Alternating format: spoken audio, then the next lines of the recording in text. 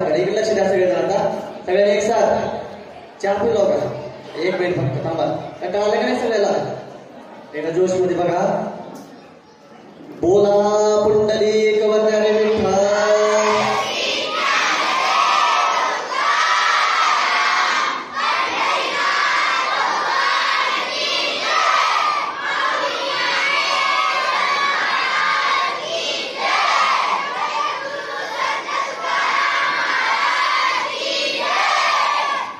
जय श्री राम. बहुत बढ़िया, क्या बात है. फिर से एक बार जय श्री राम. जय श्री राम.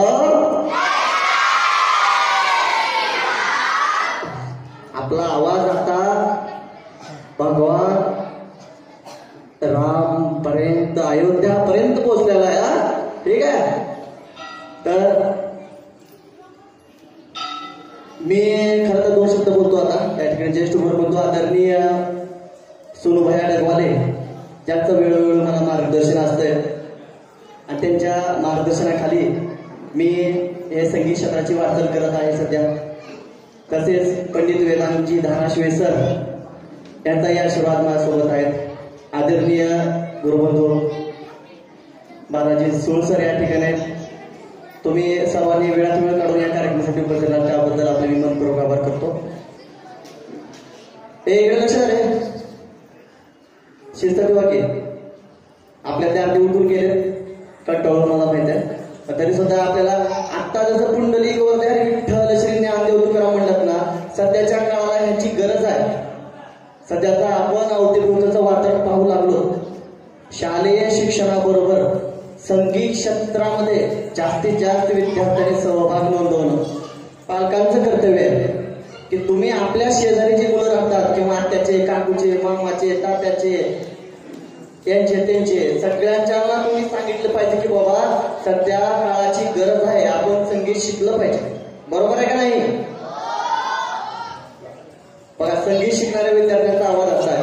कारण गुरुजी हे फक्त जुन्या काळामध्ये ऐकायला भेटत होतं. बरोबर आहे का साखरी सर? गुरुजी हे वाक्य तुमच्या काळामध्ये ऐकायला भेटत होतं. आता फक्त सर आले. सर, गुरु म्हणजे काय? गुरु आणि जी शेवटी लागतंय ना, ती जी म्हणजे गुरुजी विषयी आदर. हे आता आपल्याला बऱ्याच ठिकाणी पाहायला भेटतं. शाळेत गेलो का सर, इकडे ट्युशन मध्ये गेलो की सर, सगळीकडे सर सर सर. त्या इंग्रजीने फार वाटलाय. बरोबर आहे का नाही? मग आपण काय करायचं, जी पहिलीची आपली जी संस्कृती परंपरा होती ना, त्याला परत आणण्याचा प्रयत्न आपण करायचा. शक्य होईल तेवढी आपण ताकद लावायची. माझ्यासोबत तुम्ही सर्वजण आहात ना, ही माझी मोठी ताकद आहे.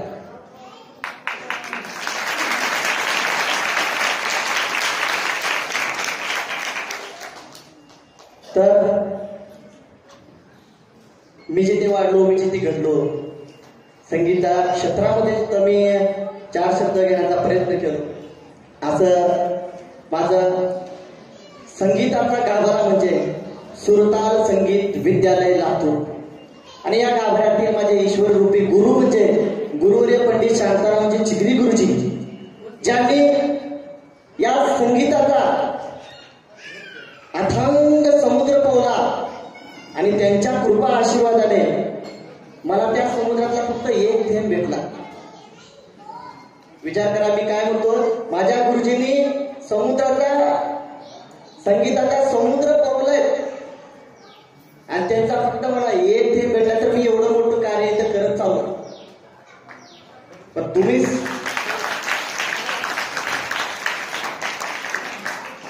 सर्वजण आता शिकत चालात ना, तर तुम्ही पण ह्या पद्धतीने मी ज्या पद्धतीने कार्य करते त्या पद्धतीने उद्या भविष्यात तुम्हाला या संगीत क्षेत्राचं कार्य करायचं आहे. त्यासाठी आदरणीय सोनूबाईने बोलले होते मगाशी की रियाज ही खूप महत्वाचा आहे. जो करेगा रियाज, जो करेगा रियाज वही करेगा मंजिल, चाहे कितनी भी ऊंची क्यों ना हो, रास्ते हमेशा पैरों के नीचे. त्याच्यासाठी दररोज पहाटे उठायचं, मेहनत करायची. आपले आई वडील खूप कष्टातून पैसे भरत असते, फीस भरत असते, दिवसभर राबत असते फक्त तुमच्यासाठी. लक्षात घ्या, फक्त तुमच्यासाठी ते कष्ट करत असते. तर त्याच्यामुळे तुम्हाला तुमच्या आई वडिलांचे आणि माझे स्वप्न पूर्ण करायचे, बरोबर आहे? वा, किती छान बोलता तुम्ही, वा. शिकवण चांगलं तुम्हाला संगीत तर ठीक. तर मी काय म्हणतो होतो की माझे गुरुवर्य पंडित शांताराम चिगरी गुरुजी ज्यांनी हा संगीताचा समुद्र पावला, त्यांच्या कृपा आशीर्वादाने मला एक थेंब भेटला, ते आज मी तुमच्यापर्यंत पोहोचवतोय. आणि अशा गुरूंच्या समोर मी कायम आयुष्यभर नतमस्तक असेल.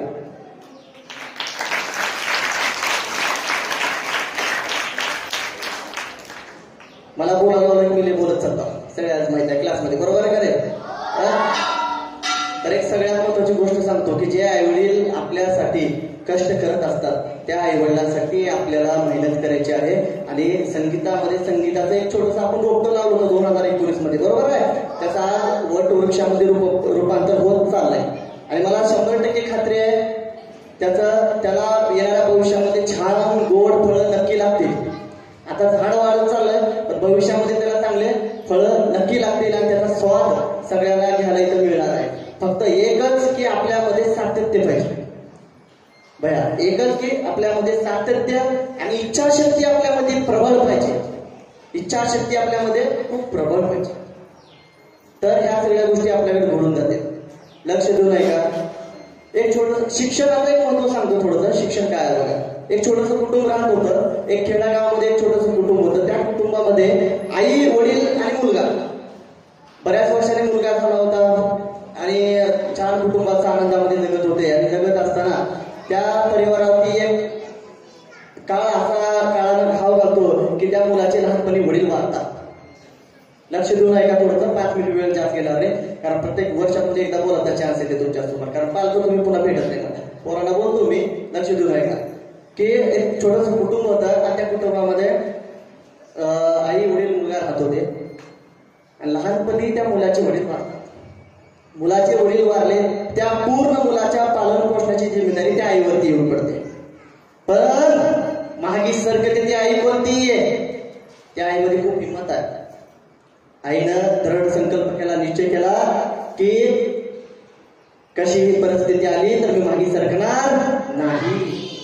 त्या पद्धतीतून आई मुलाला शिकवत चालली होती. मुलगा लहानाचा मोठा होत चालला होता. आईचं कष्टाचं चक्र इकडे चालू होतं. रात्र दिवस आई इकडे कष्ट करत होती. त्या आईला फक्त अर्धा एकर जमीन होती. दुसऱ्याच्या शेतामध्ये जाऊन आई खुरपायची, तो मोलमजुरी करायची, कष्ट करायची आणि लेकराला इकडे शिक्षण शिकवायची. लक्ष देऊन आहे का इकडं?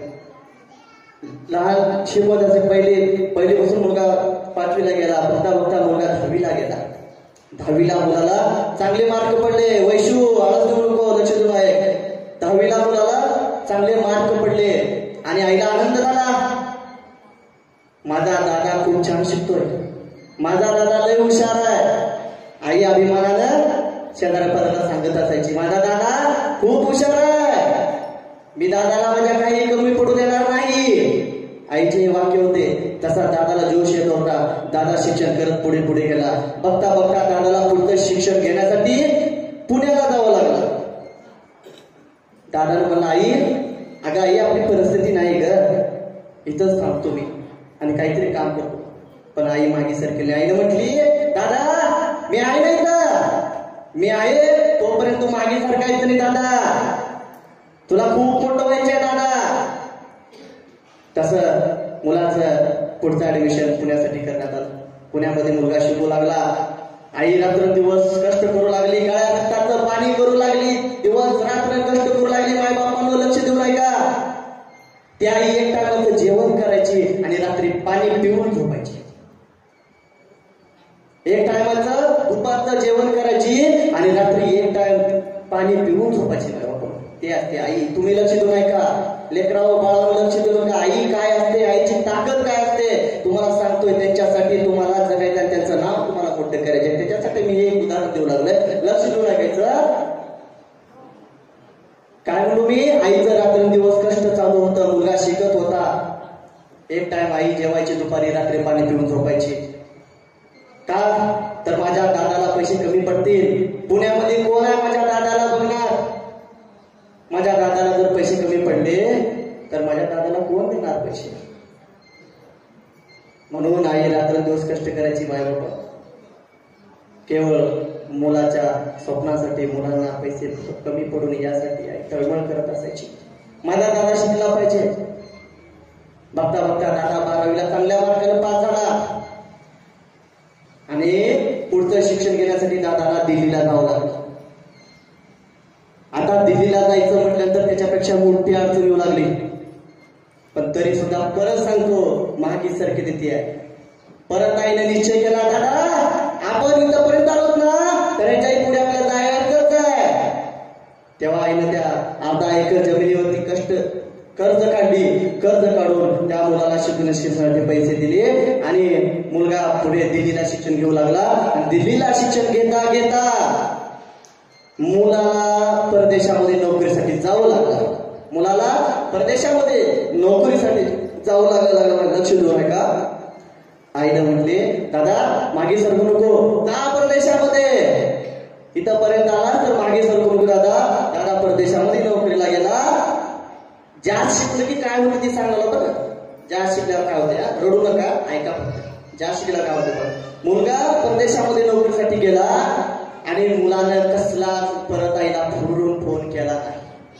कसलाच आईला परत फिरून फोन केला नाही.